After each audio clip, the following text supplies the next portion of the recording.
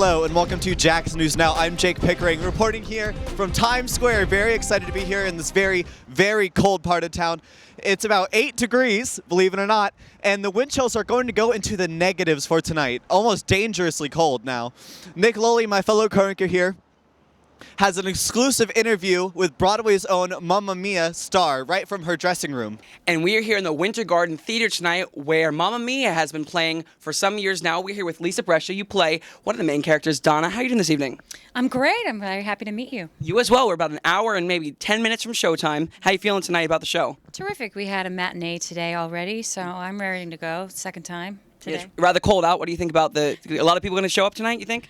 We're always packed. It's Saturday night. We're going to be packed. Okay, Yeah. so despite the cold, folks, I mean, we're talking about temperatures in the teens with wind chills near zero. So people are still going to come to see this great show. And I sort of wanted to talk about your role as Donna. You took that role over in fall of 2010. How has this role been different than some of your others? Well, every role is extremely different and specific. This is my third time playing a mother of either a teenager or, in this case, my daughter's 20 years old. The circumstances of the play are very specific. Like Donna has raised this daughter on her own. Her daughter's getting married, and those of you who don't know the plot, she's looking for her father. They all show up. These potential possible fathers show up, and Donna's like, "What is going on? My daughter's getting married," and she's in.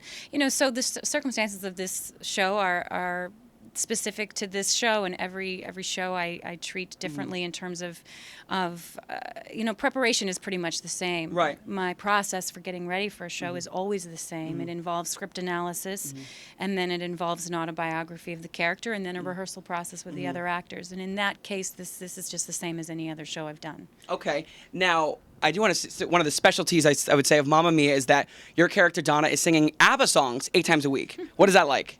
Well, there is something magical that happens in these songs because they're so catchy, and most of them are pretty upbeat. That the stamina and the energy that I need to do this 8 times a week sort of comes and is generated by the songs themselves. Right. They're so much fun to sing, and the arrangements are exactly like the original recordings, which were fantastic. All the backup vocals, orchestrations, all of it.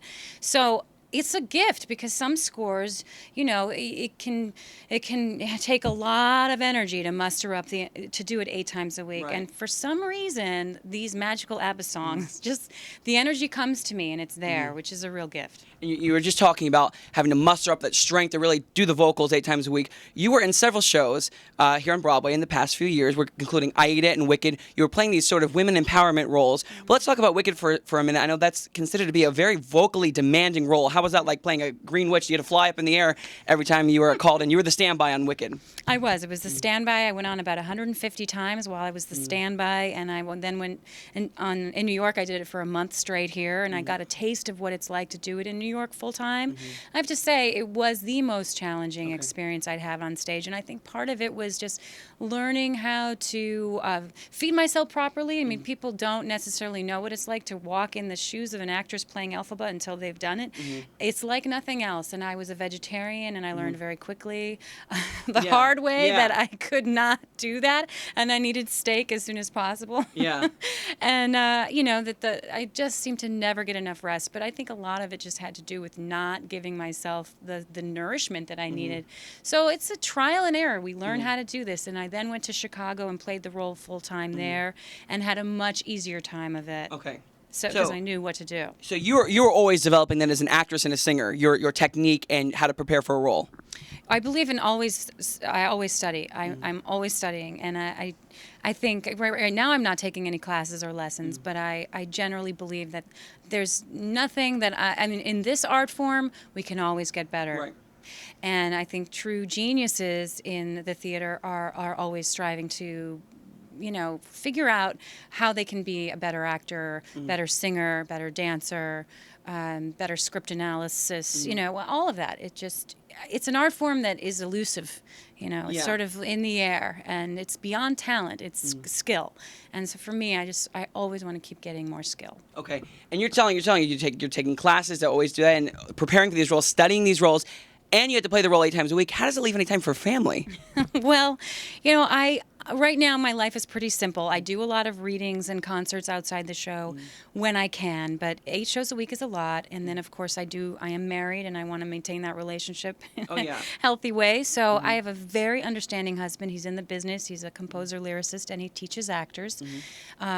He has 4 classes a week where he teaches musical theater performance, and he gets it. You know, so I'm lucky. My spouse totally understands what I do and what it takes, and we have to schedule leisure time together, otherwise we won't get it. Yes, and I'm sure many actresses and actors out there would agree with that statement, and they're facing the same thing you think. Yeah, I do think, I mean, couples who are in any profession nowadays, especially those with kids and pets and appointments running here and there. I mean, most families nowadays have both parents are working, and it's chaos. Yeah. And so it's not necessarily just showbiz where people have to wrestle with this. It's across the board, I think. Okay. Now, your life right now, you're in Mamma Mia, you have a family, so life's going good. What is next for Lisa Brescia? I don't know.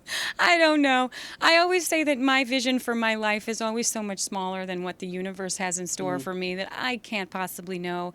You know, all it takes is a phone call out of the blue, and you're like, really? Okay, this is a totally new direction. Things I would love to do, I'm working with a musical director on song selection for a CD of my own that I'd like to put out sometime within the next year if we can. Our schedules are so crazy. Oh, yeah. And I would like to continue. I'm writing a play. It's a 2-person play at this point. I'd like to continue to do that. And there are roles that I'm excited about that I would love to have a shot at some point. But I really don't know. All it takes is a phone call, and all of a sudden your world is blown apart. So. Right. Well, if anyone out there wants Lisa Brescia, you want to steal her away from Mamma Mia, please don't just yet. She's waiting, and she's waiting for her next big thing. Well, if you have not seen Mamma Mia yet in the past, close to a decade, right, since it's been on Broadway? This year will be the 10th year. Okay. So it's been here for 10 years. If you haven't seen it yet, I say come out, come see Lisa Brescia in the role of Donna. I hear great things about her. We're going to be seeing her tonight. So we'll let you know here on Jax News Now. Thank you, Lisa, so much for the interview. Thank you, Nick. Pleasure. Very special report from Nick. It is getting so cold here. You can see my breath. I have about 3 t-shirts on. Layers is the trick here. There's still snow on the ground, turning into ice, very slippery. You need to watch out where you walk here. It's a very, very special place here in Times Square, and I'm very, very happy to be here. The news continues on jaxnewsnow.net. See you back in Jacksonville.